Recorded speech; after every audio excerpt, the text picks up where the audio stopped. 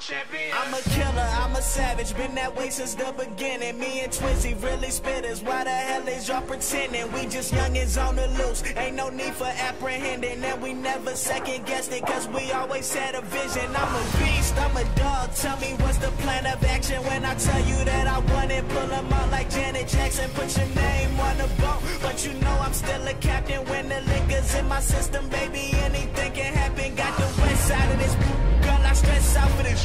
Got that cold blood in my veins like a reptile in this. Gotta make room for my team, don't get exiled in this. Trying to find Mr. Right and get you left out of this shit, yeah.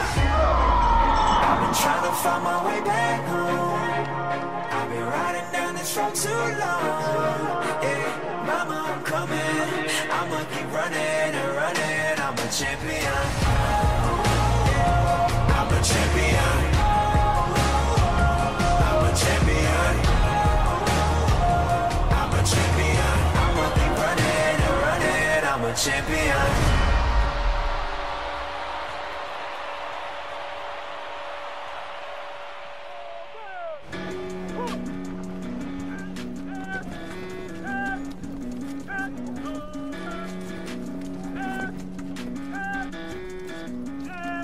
So he stabs, I step in the same way. Now my hand slides down, and where are we at? I've been teaching fighting techniques to government agencies for more than 15 years, including the US Marines, US Marshals, US SWAT teams, and US Navy SEALs. He's gonna stab me. I go here, and then I go here, and then I could go here or here. Nearly all the techniques I teach are banned in the sport of mixed martial arts. I can control the direction of the muzzle, you guys see that? These are some of the most effective and damaging moves you could use in a real-life situation, be it in self-defense, If I'm here, on the street, then I knee. or in war. Straight into the trachea. Now you're gonna knee, step back, and then rip. And the gun comes out. Good. This is life or death for these guys, and I'm honored to share this knowledge. Let's see your muscles, James. Let's see your muscles. Oh, yes. Go on, do it again and again. That's right. That's it. Power. James, he was a very lively child, quite hard to control. His teacher said to us, I'm finding it difficult to cope with him because he is so not aggressive, he is so... Lively, really. Lively, yes, I think that's probably the better word. So I took him to one of the training sessions of Kyokushinkai, which is a very hard style of karate. It's a bit more controlled and structured. It calmed him down.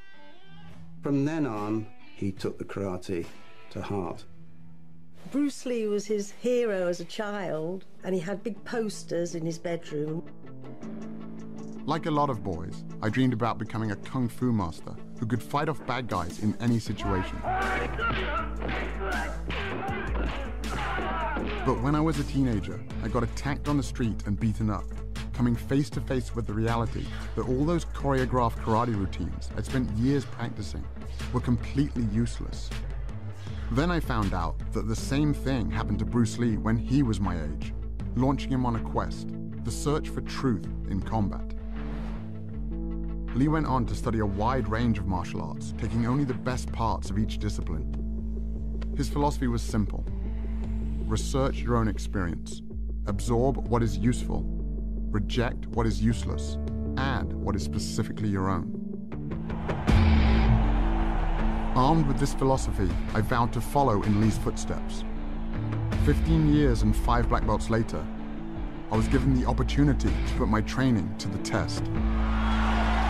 Good combination by Wilks. Johnson trying to fight back, though. Nice knees by Wilks. Johnson is attacking. One hook in, and he's got the choke. He's got one arm across. Gets hooked in around now. He's got to James Wilks is the ultimate fighter. With seconds to go.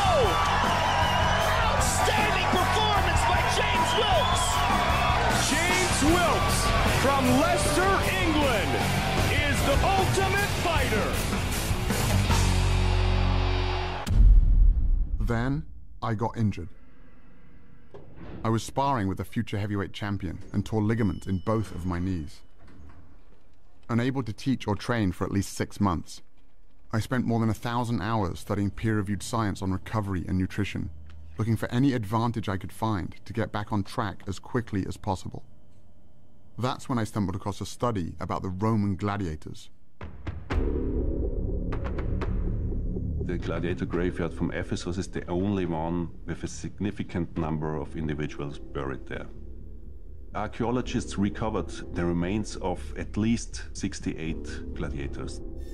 There have been more than 5,000 bones analyzed for the study.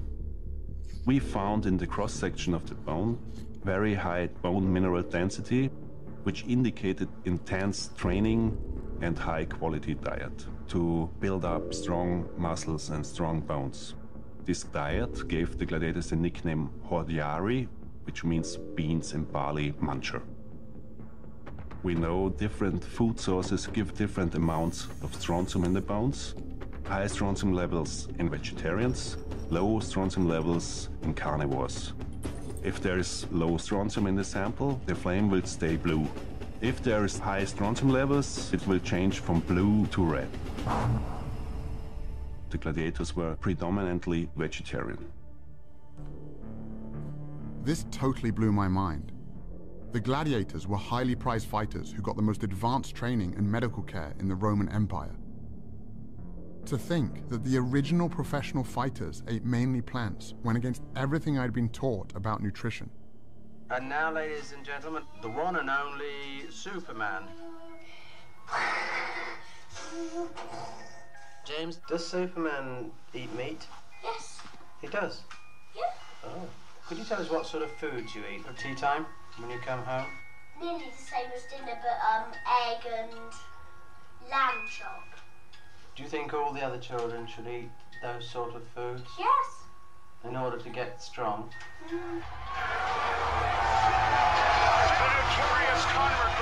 Even in the UFC, this idea that meat makes you tough had become a focal point for one of the most anticipated fights in the history of the sport, between Conor McGregor, the world champion in 2 different weight classes, and Nate Diaz, who accepted the fight with only 11 days' notice after McGregor's original opponent pulled out. McGregor was a big meat eater. It's steaks every day for me. Steaks for breakfast, steaks for lunch, steaks for brunch, grass-fed, massaged, beef, all day long. Diaz was on a plant-based diet. Eat your vegetables. And McGregor had a field day with it. This man, let's see, can he fight? I'm a lion in there. Your little gazelle friends are going to be staring through the cage, looking at your carcass getting eaten alive. McGregor was feeding off a stereotype that was pretty much universal. You eat like a vegetarian. I was curious to find out if there were any other elite athletes following a plant-based diet. The first I found was Scott Jurek, one of the greatest ultra-runners of all time. Scott built his career running extreme distances over brutal terrain, conquering the sport's most prestigious races, including the Badwater Ultramarathon, 135 miles through California's Death Valley, with temperatures reaching 130 degrees. I was training for the Western States 100-mile race, which is like the Super Bowl of ultramarathon racing. And that's when I was transitioning to a plant-based diet. I remember doubting myself, even up to a week before the race, like maybe I should have eaten meat. But I led that race from start to finish and won it for 7 years in a row. And there was no question that the plant-based diet was fueling my victories. When I met Scott, he was gearing up for the greatest challenge of his career. Invite me over. When I'm moving, I'm definitely going to be eating. Having already mastered single-day endurance events, Scott was now trying to become the fastest person ever to run the entire Appalachian Trail, a distance of 2,200 miles. My goal is to break the record. 46 days, 11 hours. Let's go to Maine. 2 marathons a day over technical terrain. Average of 11,000 feet of climbing and 11,000 feet of descent every day, back to back to back to back. It's completely beyond anything I've done before. As Scott hit the trail, I was confused about how his meat-free diet could possibly give him enough energy. So I reached out to Dr. James Loomis, a team physician who was part of 2 championships, a World Series and a Super Bowl. What I found in the locker room was some pretty outdated ideas about nutrition. You would go to a pre-game dinner with the football team and you would see this spread. There would be steak and chicken, very much protein-oriented, because their perception was that the protein is what sustains their energy. But in fact, that's not the case.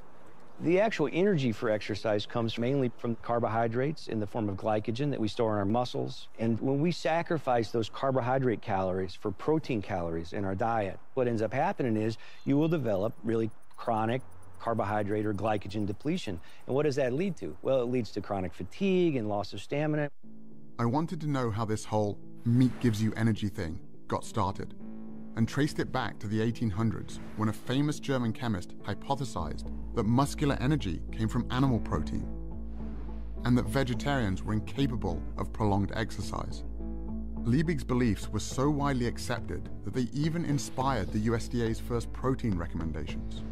By the time science proved his theory false with the discovery that hard-working muscles run primarily on the carbohydrates found in plants, it was too late.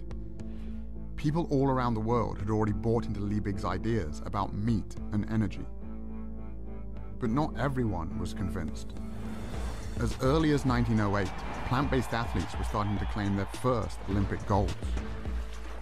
Are you still sticking to your vegetarian diet, Mary? Very rigidly, yes. And do you find that's a benefit to you, do you? Greatly, or I wouldn't do it. Winning the gold medal. Lewis gets it, and it's a new world record as well. I changed my diet to a vegan diet, and I set all of my personal bests at 30 years old. The oldest man ever to win a world or Olympic medal. And there were current Olympians too.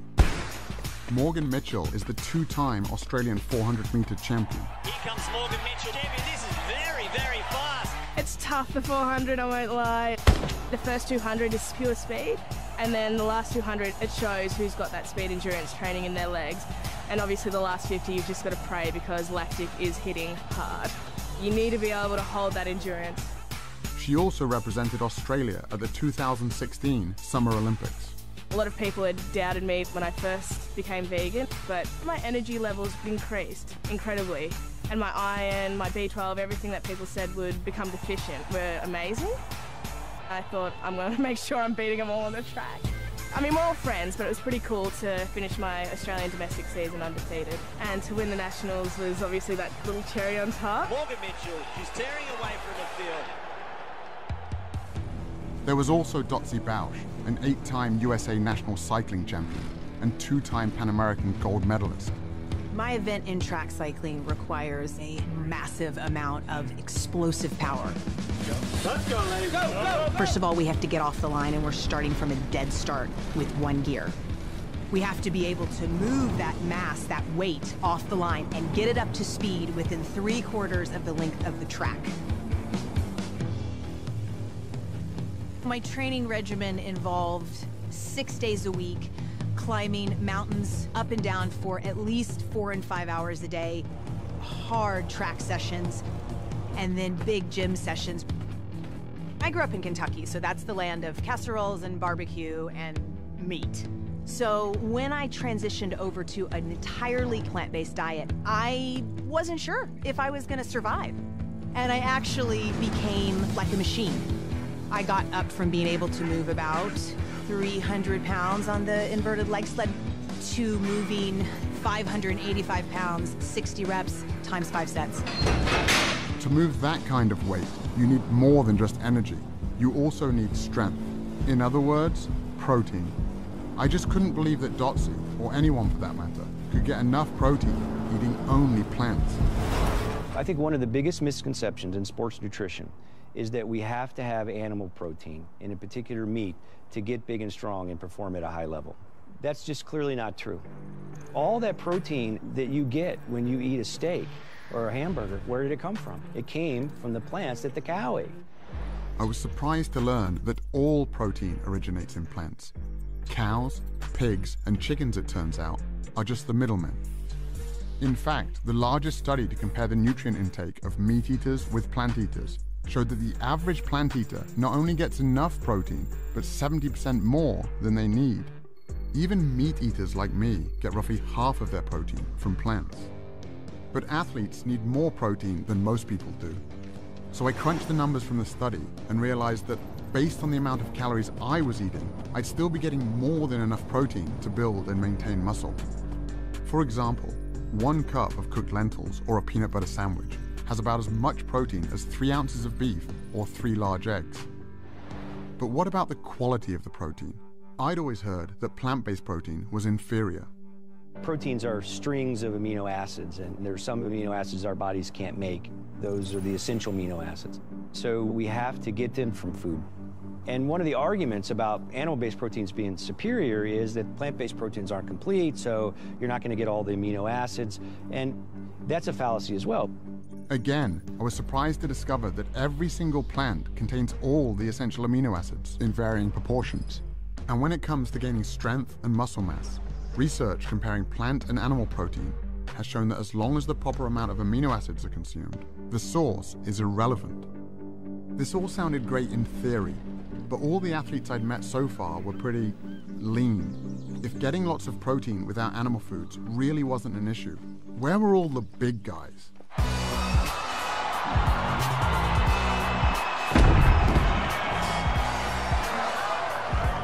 Kendrick Farris was the only male weightlifter to represent the United States at the 2012 and 2016 Olympic Games.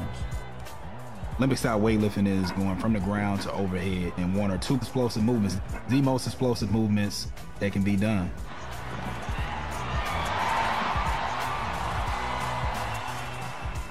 When I made the switch to a plant-based diet, they were like, I don't know how you're gonna lift that much weight and you're not gonna be eating anything, you're just gonna eat grass, like how are you gonna be strong? I qualified for my 3rd Olympic team, you know what I'm saying? I broke 2 American records. I won the Pan Am Games. I was like, man, like I think I should have done this a long while ago. Like, why didn't I research this before? And Kendrick wasn't alone. 5,000 miles away, I found another strength athlete named PATRIK BABOUMIAN. Long bandits!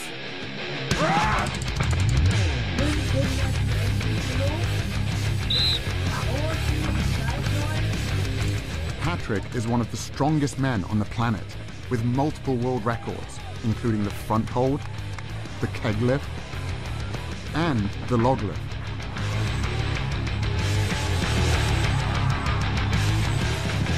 How could one of the world's strongest men be so powerful, eating only plants? No meat, no milk, no eggs. Most of the training I do at home because it's just more practical. Someone asked me, how could you get as strong as an ox without eating any meat? And my answer was, have you ever seen an ox eating meat?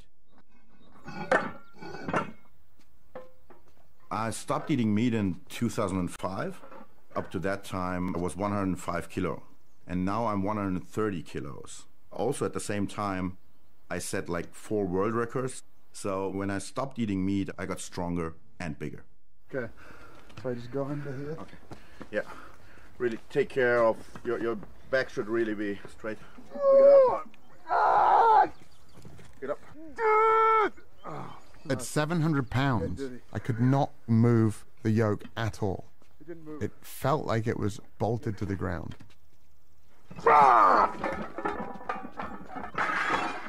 And that was just his warm-up weight.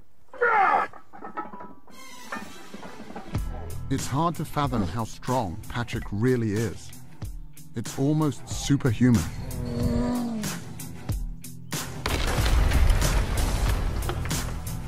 When I met PATRIK, he was training to break the world record for the heaviest weight ever carried by a human being. To break that record, PATRIK would have to carry 1,224 pounds. That's the weight of a horse, a distance of 33 feet. The thing with the yoke is, if you really, really go insane with the weight, when you do a step and all the weight is on one leg, it sometimes feels like your bones could just break. It's probably one of the most terrifying things that we do at strongman events.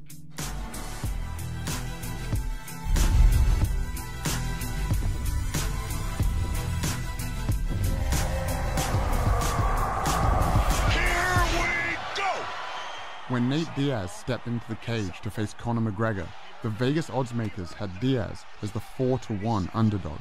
He caught him again with a right hook. And another left. combination.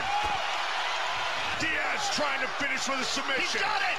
That's it. He's got the shot. Nate Diaz. He's got it. He has done it. Nate Diaz beats Conor McGregor. Oh my goodness. Nate Diaz, you just shook up the world. How's that feel? Hey, I'm not surprised, motherfuckers. It's a bitter pill to swallow. It was simply a battle of energy in there, and he got the better of that. So 9 days out from the fight, I started eating 2 steaks a day, and it just came back to bite me on the ass, you know? This was the greatest upset in UFC history, and it turned out Nate wasn't the only plant-based fighter out there. I stopped eating meat probably like around the end of 2012. I grew up not even knowing about half of these other vegetables. Asparagus to me just came out like 5 years ago. You know what I'm saying? It's just like, as a kid, it was like, asparagus, we ain't never see that. I'm like, what's that? Bryant Jennings is a heavyweight title contender, best known for going the distance with Vladimir Klitschko, one of the greatest boxing champions of all time. My early years growing up in Philly, the only thing we knew was spinach in a can, collard greens, and Popeyes, KFC, made by frying chicken.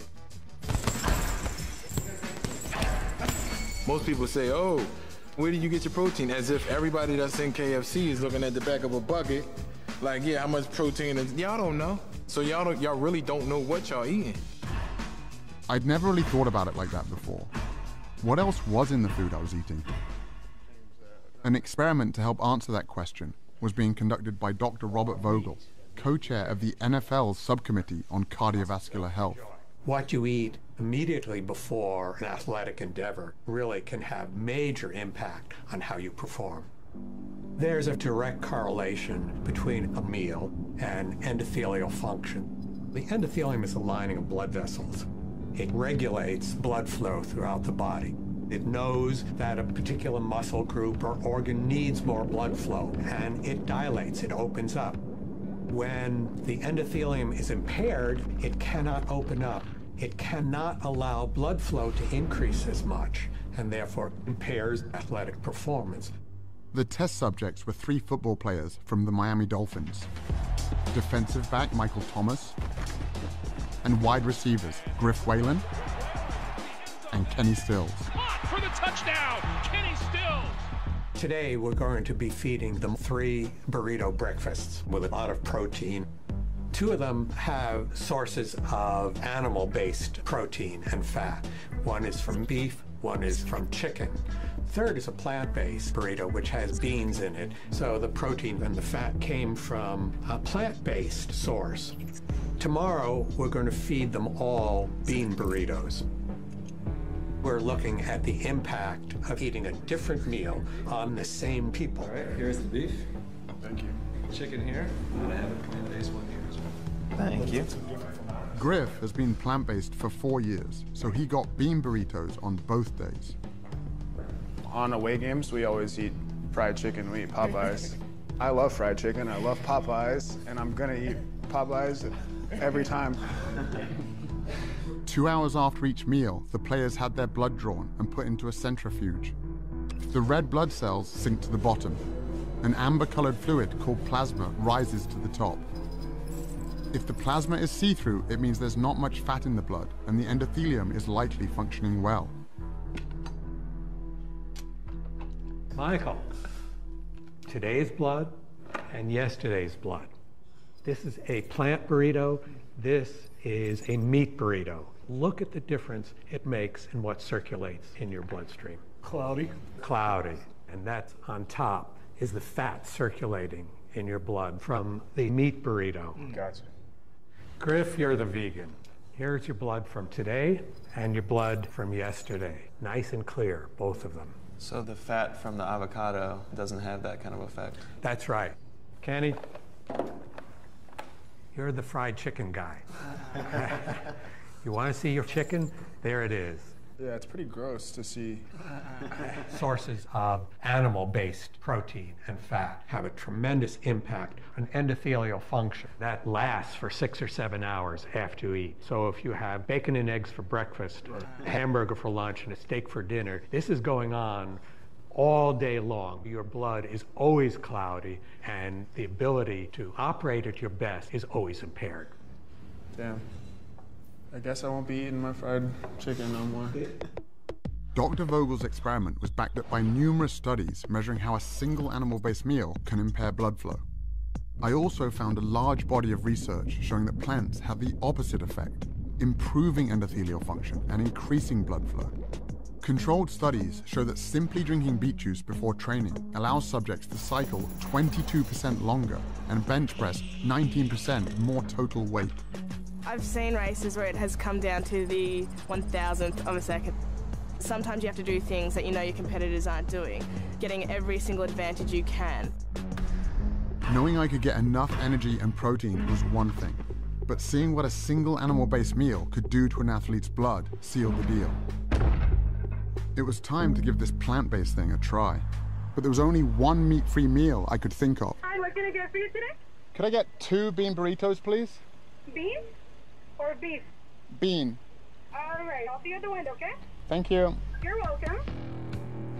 When I went plant-based, I thought that it would be a longer transition, but I just immediately started feeling like I could go kick ass and not need the recovery in between. It was mind-blowing to my teammates. They were tired of me saying, like, let's go again and again. Recovery is the most essential element of an elite athlete's existence. It's damage, repair, and you do that over and over again. Because if you can do more work and more repair, you're gonna be the better athlete. Dotsie was right. Bouncing back quickly between workouts is a huge advantage for any athlete.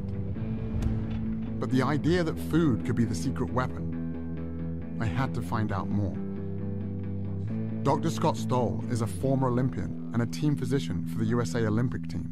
I work with professional athletes that are very interested in protein. Protein's important, but which package is your protein coming in is the better question to answer. The plant-based protein versus the animal protein, which package is going to help the body overcome inflammation and help the body to recover? In animal products, you're getting protein packaged with inflammatory molecules like Nu-5GC, endotoxins, and heme iron. When we consume animal products, it also changes the microbiome, the bacteria that live in our gut. And the bacterial species that have been shown to promote inflammation overgrow and begin to produce inflammatory mediators like TMAO. The study that showed that a single hamburger impairs blood flow also showed that it can increase measures of inflammation by 70%. In the arteries, inflammation reduces blood flow. In muscles and joints, it can increase soreness and delay recovery. In plant-based protein, you're getting protein that's packaged with antioxidants, phytochemicals, minerals, and vitamins that are going to reduce inflammation, optimize the microbiome, optimize blood supply, and optimize your body's performance. The antioxidants Dr. Stoll was talking about are found almost entirely in plants, which have, on average, 64 times the antioxidant content of animal foods. Even iceberg lettuce has more antioxidants than salmon or eggs. As a result, switching to a plant-based diet can help reduce measures of inflammation by 29% in just 3 weeks. I was about ready to retire, as I should have been, because I'm like 35 at that time. But I just kept getting better, and so they had to take me to the Olympics. We were complete underdogs as Team USA. In our semifinal ride against Australia, we were down by 1.7 seconds. No one's ever come back in team pursuit from a deficit that large. And we beat them on the line by 8/100ths of a second.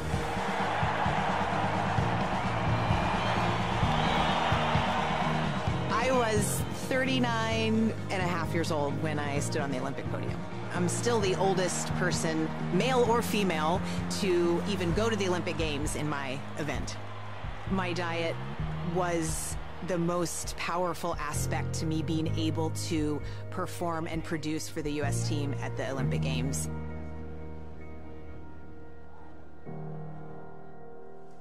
All of these athletes and their stories were impressive, but my goal from the beginning was to recover from actual injuries, like the damage I'd done to my knees. And he's down at the line of scrimmage in the arms of Derek Morgan. Derek Morgan had been on a similar journey. In the NFL, the injury rate is 100%. It's a violent game. Hit hard and goes down there. And so how you respond to injury and how quickly you heal from injury is important, because if you're not on the field, you're not helping the team. I was reading the research and seeing that a plant-based diet could be beneficial specifically for recovery. And so I started incorporating it, and I started seeing really good results with it. I was recovering better. I wasn't getting as sore. I was a lot less swollen. Basically, to confirm what I was feeling, I got my blood tested. 6 months after being on the diet, all of my markers were down, my blood pressure, my cholesterol. But the main thing I was looking at was the inflammation marker in your blood, and mine was almost obsolete. It wasn't there anymore. A whole food plant-based diet is going to optimize the growth of blood vessels into damaged tissue. It's going to lay down new tissue in tendons and muscles. It's going to stimulate their immune system to fight off infections. So almost at every level, eating the right foods is going to accelerate the healing process. 6 weeks into my personal plant-based experiment, I went to the gym to see if I could notice a difference. I wasn't able to spar or wrestle yet, so I decided to hit the battling ropes. At my gym, lasting 10 minutes on the ropes gets your name on the wall. Only a few people had ever hit 20 minutes. Even at the peak of my conditioning, the most I'd ever got was 8 minutes. James, keep it going. But on this day, I hit 10 minutes easily. Then I hit 20, 30. You're at 45 minutes. I thought, holy shit, I'm gonna do an hour. I went past the hour mark by about 1 minute and just thought, all right, that'll do. I can't believe you just did that, man. The only thing that had changed was my diet. I could have kept going. That's yeah, for the record, right? Yeah. Freaking hour. When I was growing up, the toughest guy in the world to me was my dad. He taught me the value of self-defense and was always there to help me when I got into trouble. But now, he was the one who needed help. So you had a heart attack? Correct. Had you had much in the way of symptoms prior to this episode? No, never before. After my dad got out of the hospital following emergency heart surgery, we got on a Skype call with Dr. Caldwell Esselstyn, an internationally renowned heart disease researcher from the Cleveland Clinic. Always been, I think, very fit. So somewhat of a surprise. Well, no, not a surprise. In all of Western civilization, there is nothing more common than coronary artery heart disease. And that is because of the foods that most people eat every day. Do you happen to recall into which of your arteries did they place the stent?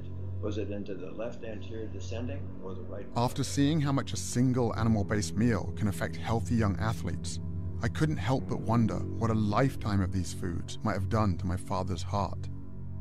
In all of our studies, we found the same thing. These same biological mechanisms that affect performance also affect our health. Chronic inflammation, oxidative stress, and endothelial function. When you eat animal products, you start to form plaques in the coronary arteries. Plaque formation in the arteries doesn't just limit the function of the arteries, it can also block the blood flow. And that's when the heart starts to have some real problems keeping up with the demands of the body. In terms of heart disease, oftentimes there's confusion. People think that, well, I don't eat red meat, so I'm okay. We know that it's more complicated than that. It's not just red meat. It's not just the fat. For nearly 50 years, we were told that the primary cause of heart disease was saturated fat and cholesterol, and that leaner meats, lower fat dairy products, and egg whites were the solution. But the research now shows that the other inflammatory compounds in animal foods like those that can impair athletic recovery, also play a significant role in the development of heart disease. We're going to do a whole lot better by just getting rid of the animal products. And there are really good biochemical reasons for that. Heme iron is one of them, for example.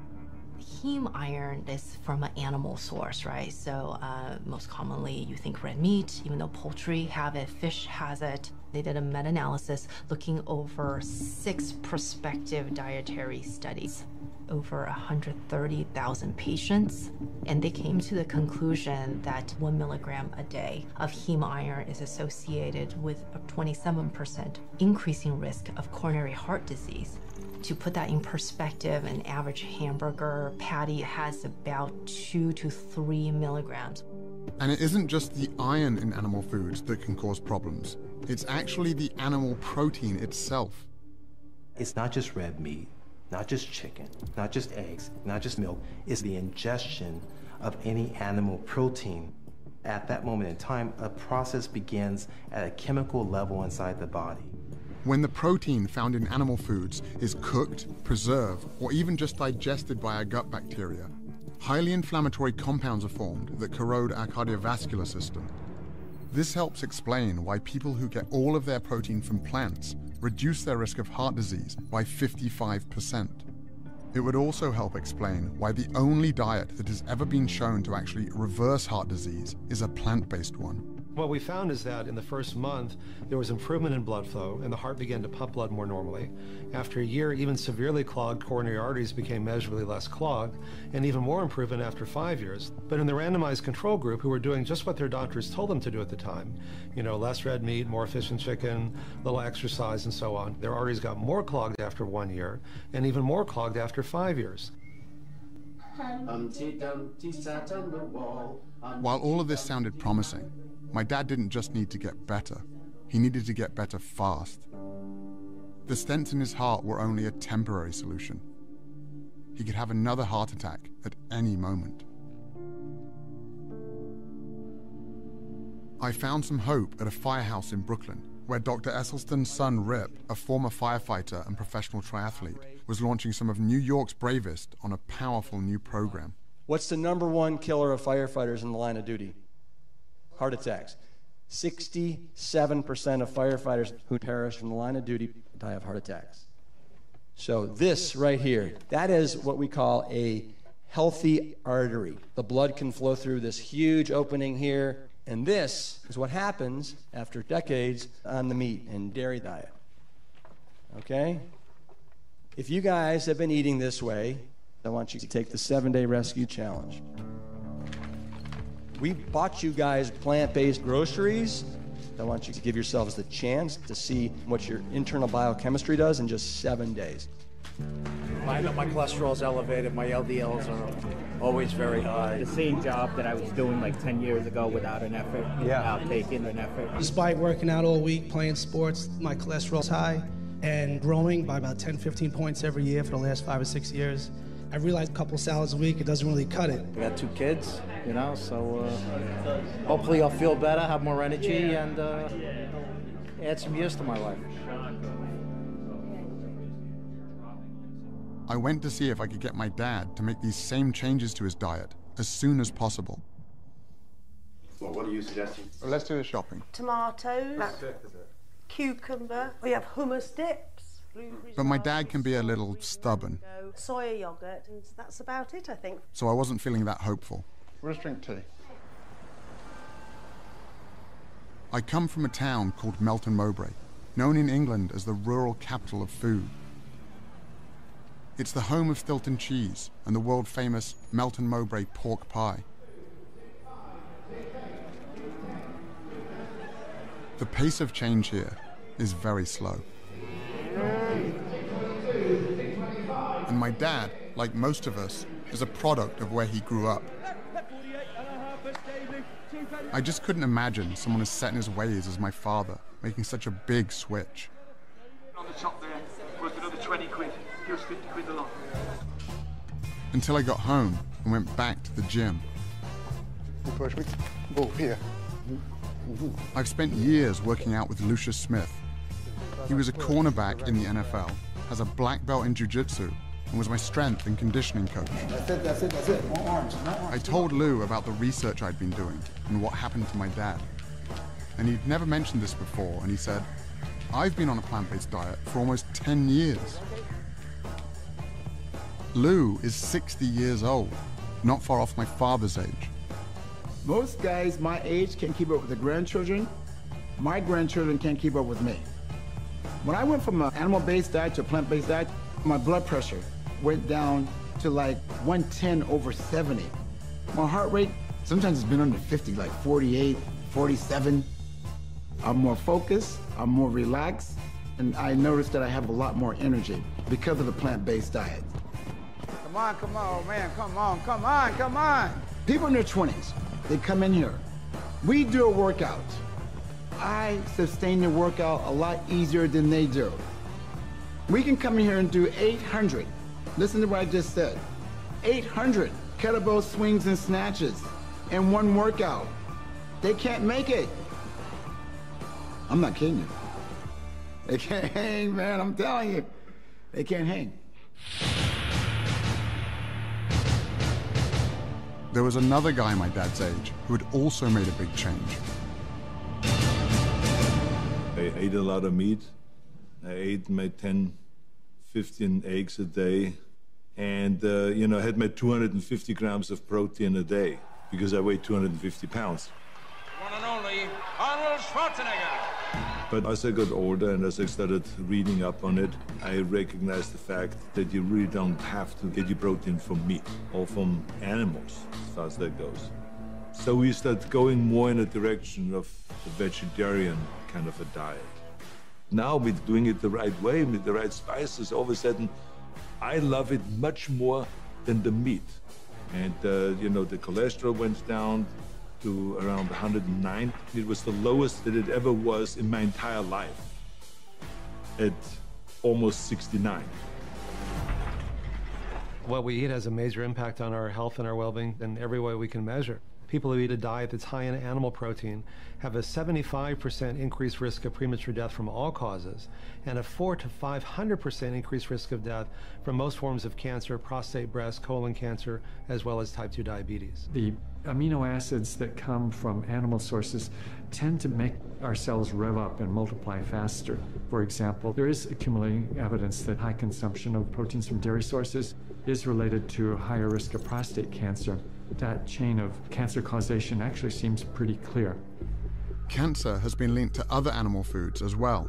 Research funded by the National Cancer Institute found that vegetarians who add 1 or more servings per week of white meat like chicken or fish more than triple their risk of colon cancer. So it's not one set of dietary guidelines for improving your performance as an athlete, another one for reversing heart disease, a different one for reversing diabetes, a different one for reversing prostate cancer. It's the same for all of them.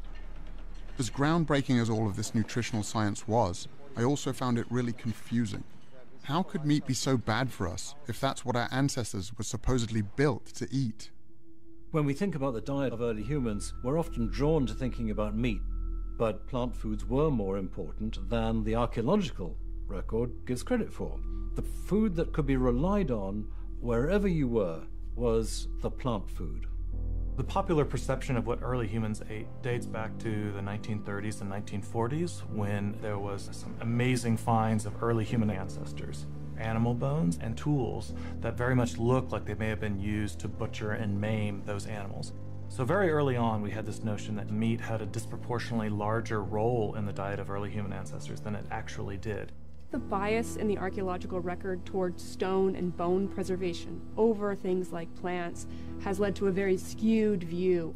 If we look at deep time, bones and stone tools preserve very well, but plants decay very rapidly. What's exciting, though, is in the last decade, we've started to realize microscopic fossils of plants do preserve quite well. And so we're revisiting some of these earlier Paleolithic sites and finding abundant evidence of plants. Advanced technologies, like those used to analyze the gladiator bones, have allowed scientists to take a closer look at the tools, bones, and teeth of our ancestors, leading to the discovery that early humans ate mostly plants. And the reason for this is actually quite simple. Humans do not have any specialized genetic, anatomical, or physiological adaptations to meat consumption. By contrast, we have many adaptations to plant consumption. We have longer digestive tracts than do carnivores, and this allows humans to digest plants and fibers that require longer processing time. We also lack the ability to produce our own vitamin C. Vitamin C is found in plants, so the fact that we cannot make our own indicates just how reliant upon plants we actually are. This is why we have trichromatic vision. This is very different from carnivores, which have dichromatic vision. We can see more colors, and this is very important, especially if you need to find fresh, ripe fruit. We have a brain that just is desperate for glucose. It's such a fussy organ. That's the only thing it really takes in for energy. Well, meat's not a very good source of glucose. To have a big brain like this, you need to eat something different. And the most efficient way to get glucose is to eat carbohydrates. But what about our teeth? Aren't they proof that we're built to eat meat? In primates, you might think canine teeth are associated with a diet of meat, but they're not. In gorillas, when males want to intimidate other males, they will show the length of their formidable canines. On the other hand, carnivores have distinctive teeth, and they're shaped like scissor blades. They simply shred the meat off and they swallow. Compare that to the teeth of a human being, square and low cusped for crushing and grinding tough plant tissues. Right there in your own mouth is the best evidence we have for a diet that could not have been meat. If you just got placed in some ancestral environment, the best thing you could be equipped with is not a very sharp spear. The most important thing you could be equipped with is knowledge of which plants you can eat. Suddenly it all made sense. The reason an animal-based diet isn't good for us is because our bodies aren't built for it. It's simply the wrong type of fuel. The only thing that didn't really fit was B12, an important vitamin that everyone kept warning me you could only get from animal foods. It turns out that B12 isn't made by animals after all. It's made by bacteria that these animals consume in the soil and water. Just like with protein, animals are only the middlemen. Before industrial farming, farm animals and humans could get B12 by eating traces of dirt on plant foods or by drinking water from rivers or streams. But now, because pesticides, antibiotics, and chlorine kill the bacteria that produce this vitamin, even farm animals have to be given B12 supplements. And up to 39% of people tested, including meat eaters, are low in B12. As a result, the best way for humans to get enough B12, whether they eat animal foods or not, is simply to take a supplement. When I caught up with Scott a full month into his 2,200-mile trek, he had fallen well behind record pace. Not even a week into the journey, I developed a quadricep tear. I had to start thinking, okay, how am I going to get through this? There are no rest days when you're setting a speed record on the Appalachian Trail. I needed to recover while I was still pushing my body to the brink, waking up the next day and the next day after that and doing the same thing. I really had to trust in my training and trust in my nutrition to help me get up each morning at 4:30 and put another 50 miles in. With only 12 days left to break the record, Scott still had 550 miles left to go. They were experiencing record rainfall in Vermont when I went through, and there's just no way that I could be prepared for it. I was trying to make up all the ground that I'd lost with the injury, trying to get back on record pace, getting 2 to 3 hours of sleep or less, night after night after night, going over some of the most remote stretches. I put in 26 hours straight. But the Appalachian Trail keeps throwing more and more mountains at you. It never really lets up.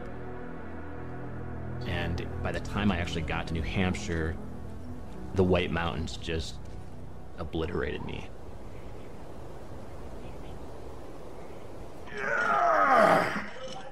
With less than 2 weeks remaining, PATRIK continued training for his world record attempt to carry more weight than anyone in history. I started lifting weights when I was 14 years old because I was kind of wimpy and small in that time.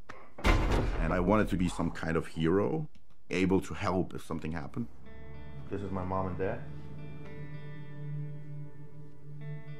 When I was 4 years old, my dad, my mom, and my little sister, she was 6 months old, they were in a car accident. And only my mom survived the accident. So when I was young, I had these fantasies of being super strong, and if someone got trapped, being able to help them get out.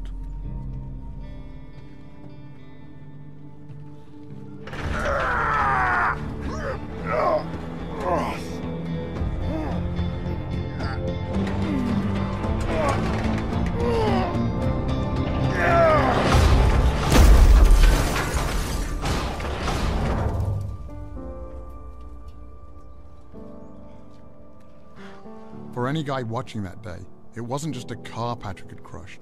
It was a myth they'd been fed their entire lives. Steak. That's what a man eats. Made from stuff guys need. Eat like a man, man. There's no one that can relate to that better than I do because I've lived in that world. Steak is for man.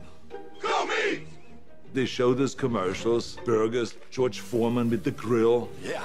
And the big sandwiches and all that stuff. Eat like a man and be full like a man. This is great, great marketing by the meat industry. Serious man food. Selling that idea that real men eat meat. You look like more of a man with a quarter-pounder in your hand. But you got to understand, that's marketing.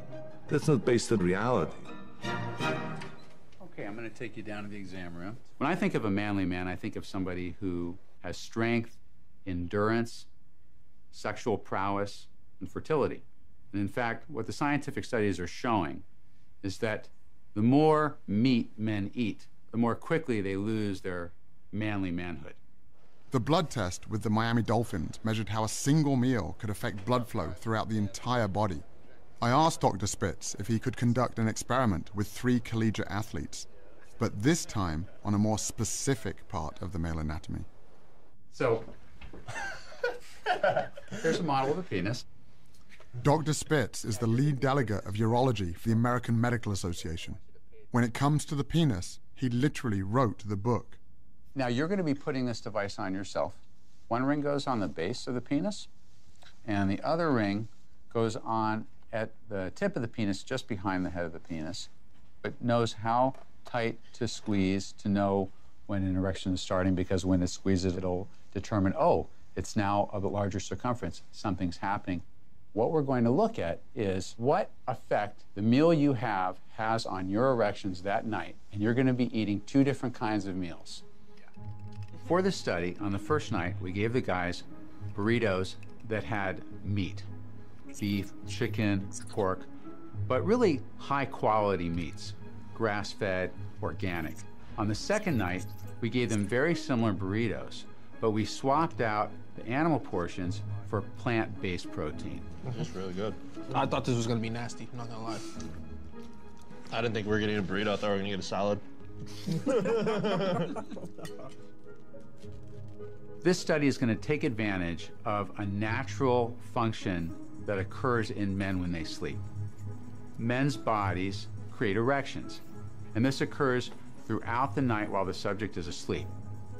Once an erection happens, this device can sense it, and a printout is generated of how firm the erection was, how long it lasted, and how many of them there were, to see if we can see a physical effect on erections as a result of what they just ate for dinner. This is where we take a look at the results. So Mason, I'm going to give you your results first. Let you take those out. Okay. The bigger the circumference, the harder the erection. And so you'll notice that that first circle, which is the meat meal, is not as big a circle, it's not as hard an erection as that second circle, the vegan meal. Now let's look at the second sheet. The second sheet is a accumulation of how many erections and for how long you had over the course of the night. So that first stubby graph is really, it's not the size of your penis. I'm struggling. It's not the size of your penis, it's how many minutes throughout the night you had erections. Wow. Blake, let's take a look at your results. Oh, no. Okay? Hold composure. And look, again, like Mason, you were more erect after the plant-based diet than the meat-based diet. Okay, how about how often you had erections? Wow. That's almost a 500% difference. Dang, man. That's crazy. Blake, you ready for yours? All right, here you go. You had about a 13% change in the hardness of your erections. Okay, let's look at how many or how long you had erections for. Bro. Show it, dang it. Yeah, don't hold out. Oh. Bro, that's an hour, bro. So you guys all had a very similar response to the meat meal versus the plant meal. That's crazy. Yeah, growing up, if I saw some big dude at a restaurant eating a big old steak, and so I'm like, oh, I need to be like that. And then like I see like a guy ordering a salad off the menu, I'm like, he's soft, right? Yeah, I'm like, oh, that guy, yeah, what is he soft. doing? But really, at the end of the night, the guy eating the big steak is soft, and the other guy is a heart. So when you take your date out on Valentine's Day, where are you going to take them to eat? To the veggie grill, son. Okay, the veggie. Now, this is not a scientifically validated study, but the results that we're seeing are very exciting. I think this is going to wake a lot of people up. I think it's going to wake up people who have penises, and I think it's going to wake up people who like people who have penises. While all this talk about erections was interesting, it also made me wonder about hormones, specifically testosterone. I've never eaten a piece of meat in my entire life, and I've never had an issue with testosterone. I've gotten blood tests, and all my levels are right where they need to be, and clearly I don't have any trouble building muscle. Studies comparing men who eat animal foods with men who don't have consistently demonstrated no difference in testosterone levels.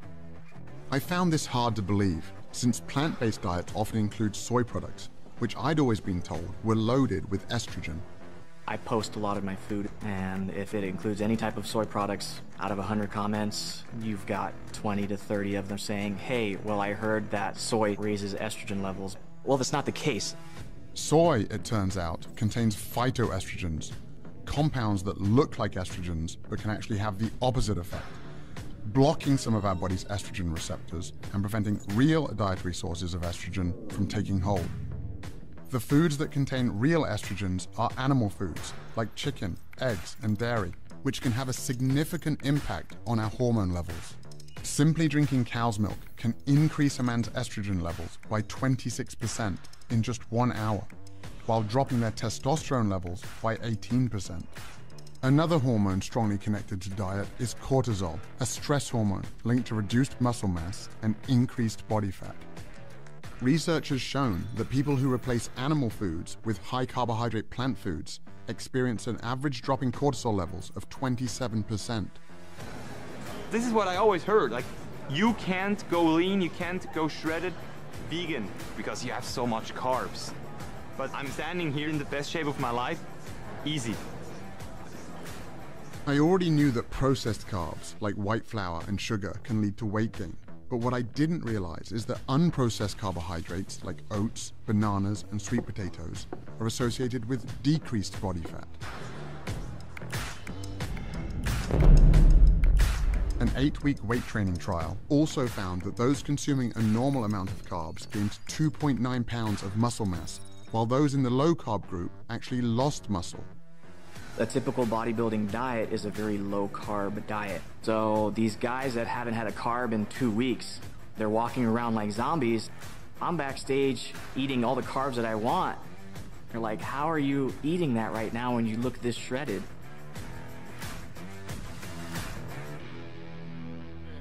Back in Nashville, Derek introduced me to his wife Charity, a professional chef who had helped inspire a big transformation. Nice to meet you. When I started cooking plant-based, whatever I made for dinner, I made a bunch of it and would send it over to the facility for Derek to eat for lunch because I knew he had no options other than a side salad.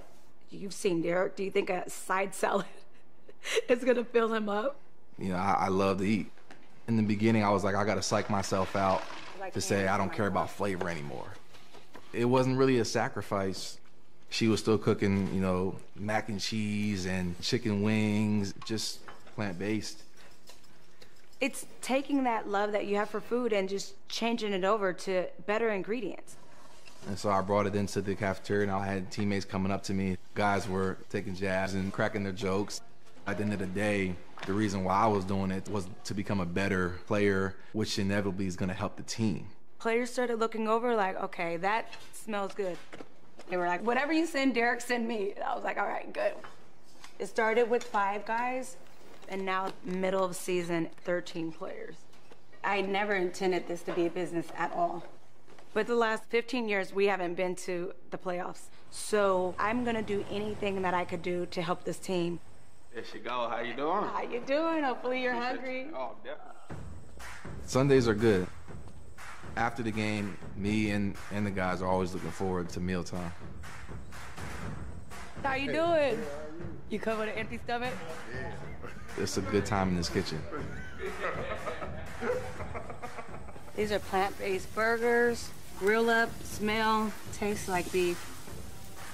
And I'm making truffle mac and cheese, buffalo wings, kale, Caesar salad, crispy Brussels sprouts with a smoked sauce reduction. And we'll finish off with the peanut butter cheesecake. Oh, yeah. Oh, wow. Yeah. Thank you, Dad. So you guys were eating Charity's meal plan that she saw. And before, what was your perception? Well, I actually talked bad about y'all for like a couple weeks. Yeah, no question. Did you think you needed meat to be like strong? Right. That's exactly what I thought. I told him I feel like my whole childhood life was a lie. I definitely thought I was gonna miss it. And honestly, I haven't even thought about it again. Well, I felt more energized, feel stronger. It was pretty dope. And what about the taste? Tastes really good. And the meals were always looking good, and I found myself sitting in a locker staring at what they're eating. So, you know, I tried it, and honestly, I mean, I felt the difference, and, you know, I was able to just perform consistently. Yeah, you caught your first touchdown after you switched over, right?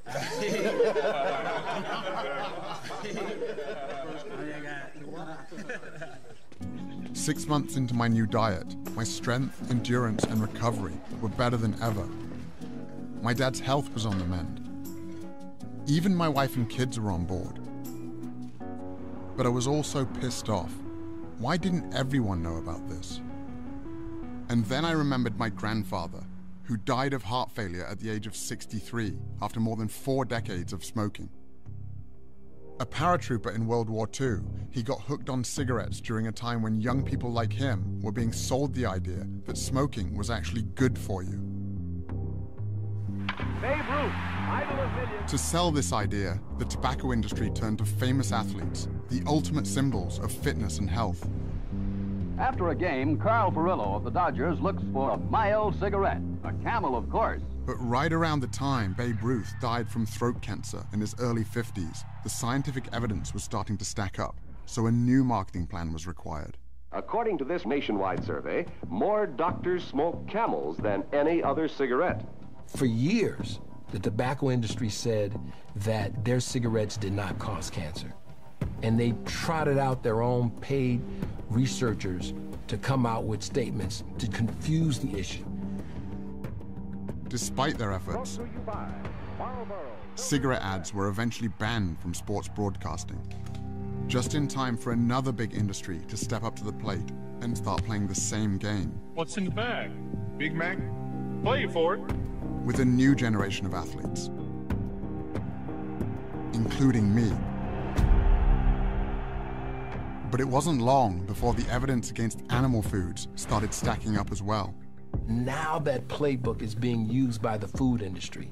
She's from the National Cattlemen's Beef Association. They're going to hire their so-called experts. I'm first of all a registered dietitian and nutrition scientist, and I'm a mom. To create just enough confusion. Are you saying with processed meat that it is not, in your view, carcinogenic? I don't say that it supports a sufficient relationship. And they make it seem as though there's doubt about what we're talking about. This is not a link, a causal link between red and processed meat and any type of cancer. But would you recommend reducing meat intake? No, not at all. How on earth is the viewer supposed to make sense of all of this? With overwhelming scientific evidence connecting animal foods to many of the most common deadly diseases, I discovered that the meat, dairy, and egg industries have engaged in a covert response, funding studies that deny this evidence while burying their involvement in the fine print. One of the hired guns paid to conduct these studies is Exponent Incorporated, a company whose research was used by the tobacco industry to deny the connection between secondhand smoke and cancer. For more than 50 years, Exponent has generated studies that challenge the health risks of everything from asbestos, arsenic, and mercury to animal foods. The formula works beautifully for people selling food. It works beautifully for people selling drugs to treat the diseases that bad food causes. And it works beautifully for the media, which can give us a new story about diet every day. Here we go again. New guidelines are muddled and confusing, and not by accident. The eggs are in. So happy about the eggs. I know, I am happy about the eggs. Eating bacon is okay. Absolutely. Okay, butter. Butter is back. But despite the appearance in our media of confusion, there is massive global consensus about the fundamentals of a health-promoting diet, and it's a diet that every time, no matter whether it's high in fat or low in fat, higher in carbs, lower in carbs, in every population, every kind of research, it's a plant food predominant diet. Every time. Just when I thought I'd uncovered every dark secret of the animal foods industry, I got invited to train a paramilitary group in Zimbabwe with a special mission. Okay, so just be very careful, guys. Stay on the rocks. Yeah. So these guys are now listed as critically endangered. There's only about 5,000 of them left on the planet. They're basically being hunted to extinction because of the value of their horn. Around $40,000 a pound.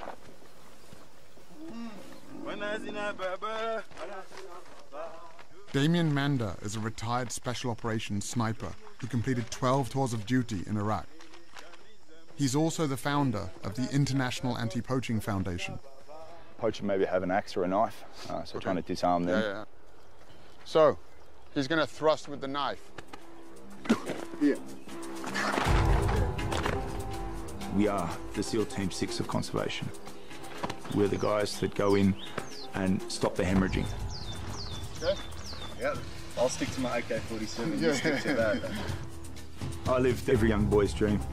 Jumping out of choppers, blowing shit up, stuff that most kids can only dream of doing on a PlayStation. I came to Africa because I was looking for the next 6-month adventure.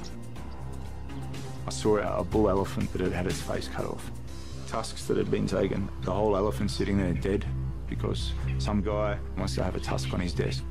What sort of ambush is this called? Linear ambush. I had money and I had skills that could help these rangers. Using the minimum amount of force required to get the job done. And I made the choice to dedicate my life to helping these guys protect these animals.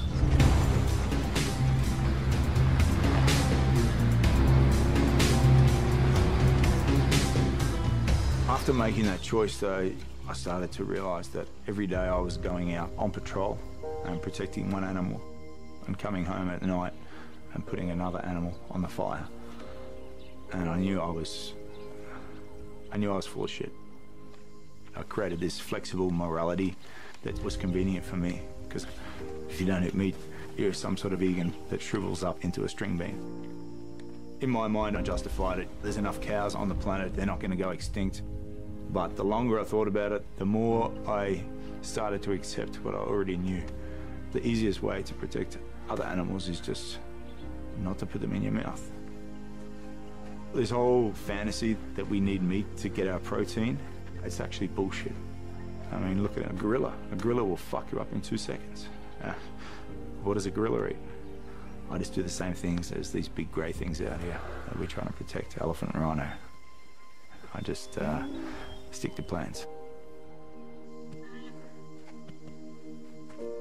The rangers that we support patrol 5 million acres of wilderness, protecting these endangered species. But the actual biggest threat we have is the meat industry and the land that they are continually taking away from what we have left of these natural wilderness areas. Inch by inch, yard by yard, mile by mile.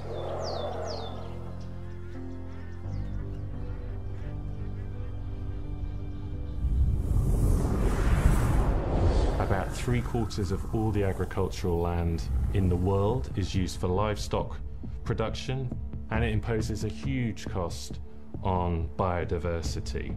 And what is the single biggest source of habitat destruction? It's the livestock sector. Meat, dairy, egg, and fish farming use 83% of the world's farmland, yet provide only 18% of the world's calories. The reason livestock require so much land is because, once again, animals are just the middlemen, consuming, on average, 6 times more protein than they produce. With more than 70 billion animals consumed globally each year, growing animal feed requires vast amounts of land, making it one of the leading drivers of deforestation. It also requires huge amounts of water. Meat plays a disproportionately large role in causing this overuse of fresh water. 25% of the rivers in the world no longer reach the ocean because we're taking out so much water to produce animal feed. Water has been fed into the grain that's been fed to the cattle. The cattle's being made into beef. One hamburger is 2,400 liters of embedded water. That's a heck of a lot of water. All told, more than 1/4 of humanity's fresh water consumption goes to produce animal foods. And it's not just water depletion that's an issue, it's also water pollution. In the United States, for example, farm animals produce nearly 50 times more waste per year than its entire human population, polluting rivers, lakes, and groundwater all across the country. The livestock sector is responsible for 15% of global man-made emissions. So to put that in perspective, that's about the same as all the emissions from all the forms of transport in the world, all the planes, trains, cars, vans, and ships, all added up.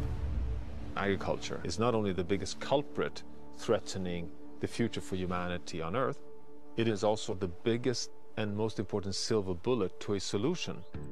In the US, where meat consumption is 3 times the global average, shifting away from an animal-based diet would reduce agricultural emissions by up to 73% and save 1 million liters of water per person per year. Globally, this shift would free up a total area of land the size of Africa, taking pressure off many of the world's most endangered ecosystems and species. The message is overwhelming, both for public health and environmental reasons. The more plants you can eat and the less meat and dairy you can consume, the better. After learning how much is at stake if we don't change the way we eat, I went back to Brooklyn to find some hope.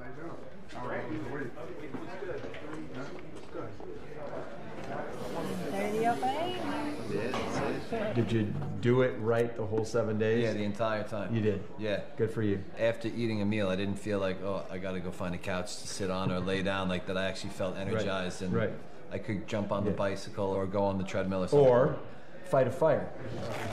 11 pounds? Yeah. Your cholesterol was 262. Right. All right? Which is elevated, much higher than we want to be. Today, 176. Wow. Almost 100 points, huh? That's fantastic. Yeah. Thank you. On your blood pressure, you dropped 16 wow, that's on your really systolic and 2 on your diastolic, so you're now 130 over 82 as opposed to 146 over 84. Fantastic. A little bump there. Yeah. Your cholesterol was 276. I mean, you know that that's super elevated, right? Yeah, they were freaking out. They were freaking out. At the doctor's office. You know what? They should be freaking out now because today it was 169. Whoa, now you're talking. 169. You dropped 107 points, my man. That's amazing.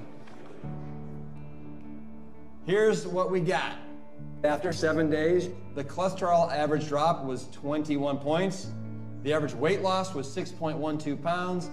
You guys, instead of having arteries that looked like this here, right? You guys are on the road to having arteries that look like this here. And we know that the #1 killer of in the line of duty firefighters is heart attacks. This is a food man-created disease. And you guys don't have to be another statistic. My doctor wanted to put me on a statin, and I kind of looked at it like that was like cheating, like an easy way out, and there has to be a healthier, more long-term alternative. And then when this opportunity presented itself, I took it. When you eat a healthy, whole foods, plant-based diet, it changes the expression of your genes. It turns on the good genes, turns off the bad genes. Your genes are a predisposition, but your genes are not your fate. And even if your mother and your father and aunts and uncles all died of diabetes, cancer, even heart disease, it doesn't mean that you need to. Once I get to here, I'm going to come up and I'm going to drop my head on his face. With help from my new diet, I've fully recovered from my injuries and am back to teaching self-defense. Or I can chop here and start down here. But with a critical new component, internal defense. You can get improved blood flow that allows more oxygen, more nutrients to the muscles. And it's not just the athletes. Armed with the truth in nutrition, I now have the tools to help protect more lives than ever before. It's good. Is it? Yeah.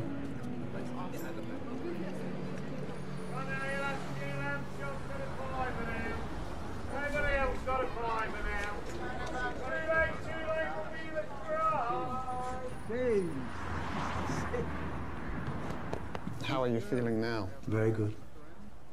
The figure that I read, it was 85% likelihood of your first attack, and that kills you.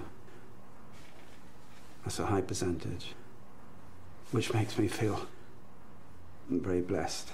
Happy birthday, dear Pops. Happy birthday to you. Thank you. We've gone down the vegan route, and we now have soya milk. Marsha makes sure I have my vegetables. Insists on it now. How old are you? 71. 71. Glad to be here. What's up? What's good with you? Bruce Lee understood that the quest for truth is only useful if you're prepared to take action on what you find. It's best to lead by example. Most people say, oh, I just can't become vegan. I said, you're right, it's a process to it. I'll give you guys some vegan chocolates. People have this idea in their head that if they're going to do something, it's an all or nothing approach, and that's not the case at all. If you go to people and say, you must stop eating meat, they will say, fuck you. Who the fuck are you to tell me how to eat? But if you explain it, say, hey, why don't you try once a week? Just chill it with the meat. 50 years ago, no one talked about, hey, maybe you should just get your protein from vegetables. But now, there's many, many athletes, professional athletes in all kinds of different sports that have done extremely well staying away from animal foods. Lewis Hamilton wins the German Grand Prix! We all want to feel great. We all want to look great, have more energy. And the most important thing is about having the right fuel in your body. I can't remember feeling this great in my whole 32 years of my life. At the 20, cuts back at the 15, and Matthews goes! Opening play, touchdown for the Titans! And I don't ever remember a comeback like this. This is unreal. This was our best season in the last 15 years. Sack, that was Arakpo and Derek Morgan. And we had about 14 guys on plant-based diets. Jarrell Casey, Brian Arakpo. Bright spot in this game was this Titans defense. Oh my goodness! Double-digit sacks for Derek Morgan. He had his best season of his career. Titans on their way to the playoffs. We did it, baby! And the playoff win on my birthday was probably the pinnacle of my career so far. Everybody's talked about the defensive line in this diet. It was the burritos. It was the breakfast burritos. That's what it was. That'll get you to the playoffs.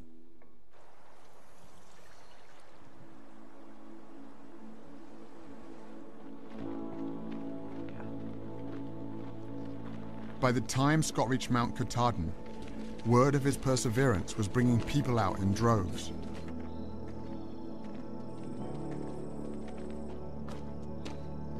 But after 46 days and nearly 2,200 miles, Scott had only a few hours left to break the record.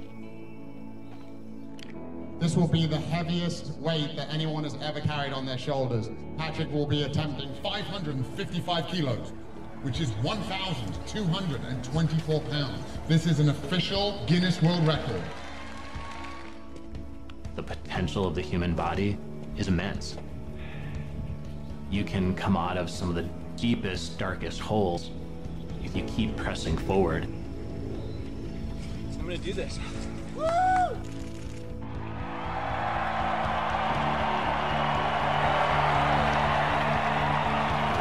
Here we go! World record in hand! Scott Jurek is one of the world's most accomplished ultra-marathoners. His latest quest, the Appalachian Trail. It takes most hikers 5 to 7 months. Jurek did it in 46 days, 8 hours, and 7 minutes. 3 hours faster than the previous record.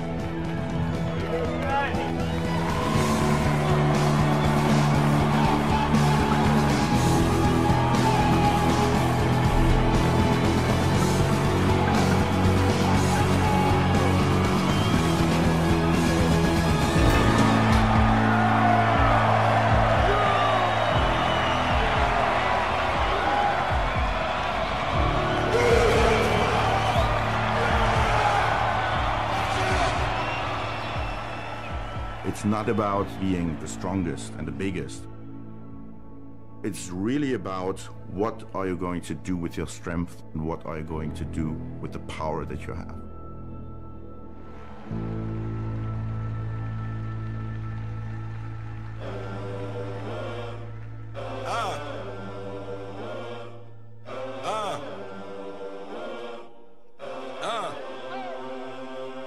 I'm in it just to rewrite history, cause I'm in the mood to label us the leaders of the new school. This ain't for the radio, can't find this on YouTube. This the type of killing that these critics ain't used to.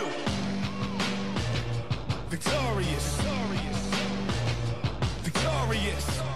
I basically start my day with a big smoothie.